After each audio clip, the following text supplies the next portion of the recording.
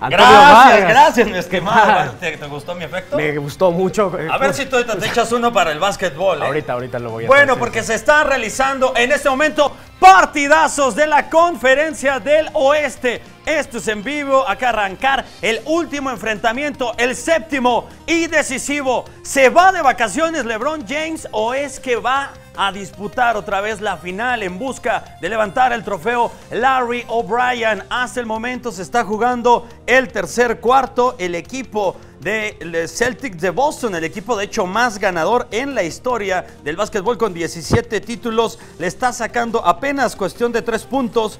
Tercer cuarto, faltan 4 minutos. No, ya le dio la vuelta a los Cavaliers de Cleveland, 53-51. Partidazos los que se están viviendo en enfrentamientos, por supuesto, de la NBA. Y por el lado de la Conferencia del Este, el juego del día de ayer se tuvo que ir a la larga, o sea que se va a definir también el día de mañana en el Oracle Arena, la casa de la quinteta de Golden State Warriors. James Harden es el que vemos en pantalla, la barba rockera del básquetbol. Bueno, este señor 32 puntos, mientras que Klay Thompson 35. El día de ayer se lleva la victoria 115-86, 29 puntos de diferencia, y eso que iban 17 puntos abajo Golden State. Eso es ser un muy buen equipo, sobre todo muy mentalizado. Bueno, la Fórmula 1, hoy se realizó la sexta parada del circuito motor de la Fórmula 1 en el Gran Premio de Mónaco.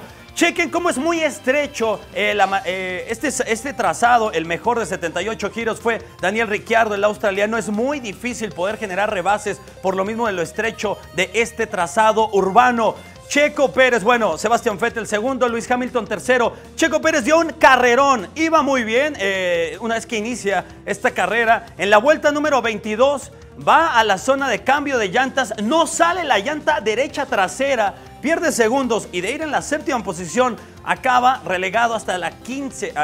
Después de eso, bueno, gracias a que hubo 3 abandonos, Checo acaba por terminar en la posición número 12, pero lamentablemente por ese accidente que no salía la llanta, Checo queda en esta posición. Y bueno, a la princesa de Mónaco la mojó Daniel Ricciardo.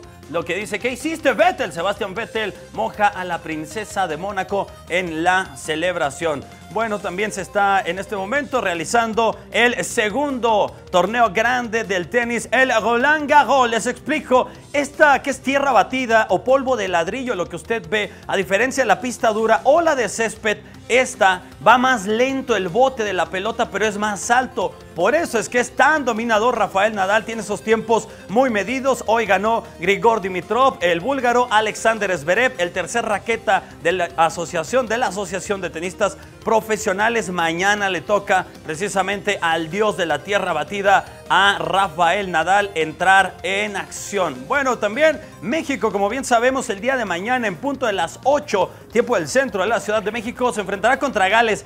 Sabemos bien que la convocatoria fue de 28, ya se bajó Néstor Araujo, faltan 4.